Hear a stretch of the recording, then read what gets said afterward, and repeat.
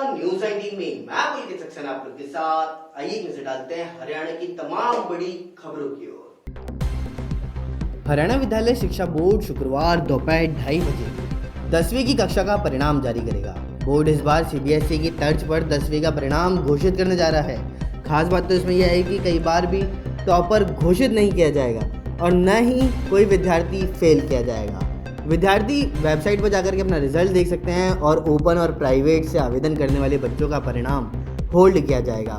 साथ ही आपको बता दें कि 10वीं कक्षा में कुल 3,18,373 बच्चों ने आवेदन किया था और आवेदन करने वाले 11,628 बच्चे ऐसे थे जिनकी कंपार्टमेंट थी। इन सभी को बोर्ड पास करके प्रमोट करेगा। बच्चों को नंबर स्कूलों के इंटरनल असेसमेंट और प्रैक्टिकल में मिले नंबरों के आधार पर दिए जाएंगे। 20 नंबर की इंटरनल असेसमेंट और 20 नंबर का प्रैक्टिकल होगा। इसके अलावा 60 नंबर थ्योरी के माने गए। अगर बच्चे को इंटरनल असेसमेंट और प्रैक्टिकल में पूरे नंबर दे देते हैं तो उसे थ्योरी में भी पूरे ही नंबर मिलेंगे। थ्योरी के नंबर इंटरनल असेसमेंट और प्रैक्टिकल के नंबरों के अनुपात पर ही आधारित होंगे। कोरोना संक्रमितों का ग्राफ बेशक नीचे आ रहा है, लेकिन तीसरी लहर के करीब आने का खतरा भी बढ़ रहा है। इन दोनों स्थितियों के बीच आंकड़ों के लिहाज से एक सुकून देने वाली खबर वैक्सीनेशन प्रोग्राम से आ रही है। आंकड़े बता रहे हैं कि दूसरी लहर में खतरा व डर बढ़ने के साथ लोगों में वैक्सीन के प्रति भरोसा भी बढ़ रहा है। सरकारी आंकड़ों का दावा है कि दूसरी लहर में अब तक के 5 माह 8 दिन के अंतराल में 2.31 लाख लोगों को वैक्सीन की डोज लगी है। इसे अगर हम कैटेगरी के लिहाज से समझें तो बुजुर्गों ने वैक्सीनेशन में सबसे ज़्यादा उत्साह दिखाया। 60 प्लस आयु वर्ग में 70,310 लोगों ने वैक्सीन लगवाई है और वहीं दूसरी लहर में सबसे ज़्यादा खतरा युवा वर्ग पर रहा। मई के पहले दिन से ही युवाओं को वैक्सीन लगाने की मंजूरी मिली और अब तक 1 माह 9 दिन में 18 प्लस के 58,958 युवाओं ने वैक्सीन की पहली डोज लगवा ली।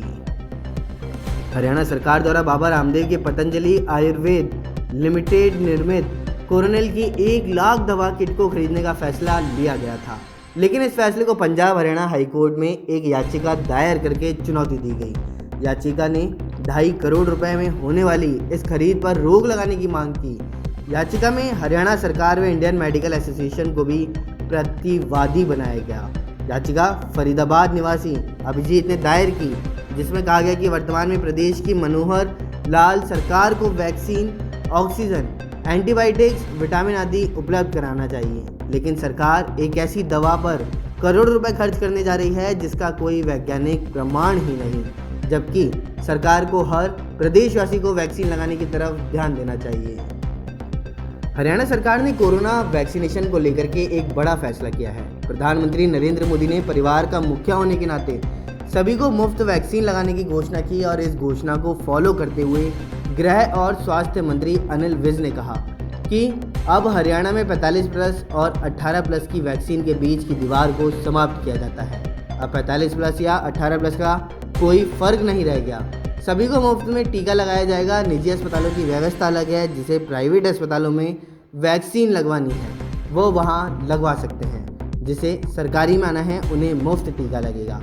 प्रदेश में अब तीसरे चरण का सिरो सर्वे 15 जून से होगा और इसमें 6 साल से ऊपर के बच्चे भी शामिल होंगे। पानीपत में गुरुवार रात आंधी के बाद हुई बारिश ने गर्मी और उमस से राहत दिलाई है। बारिश के कारण शुक्रवार सुबह भी मौसम सुहावना बना रहा। आसमान में हल्के बादल छाने से सूरज की तपिश कम रही। हालांकि हवा गुम रही। आंधी बारिश के कारण गुरुवार के मुकाबले शुक्रवार को अधिकतम तापमान में 1 डिग्री की कमी आई है।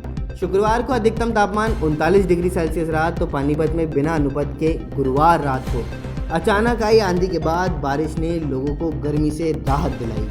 बीते दिनों अधिकतम तापमान 42 डिग्री सेल्सियस पर पहुंच गया था और सुबह के समय बादल छाने के बाद दोपहर को लू और उमस ने लोगों को पसीना पसीना कर दिया। हरियाणा की तमाम बड़ी खबरों में फिलहाल इतना ही। बने रहिए न्यूज 19 के साथ। नमस्कार।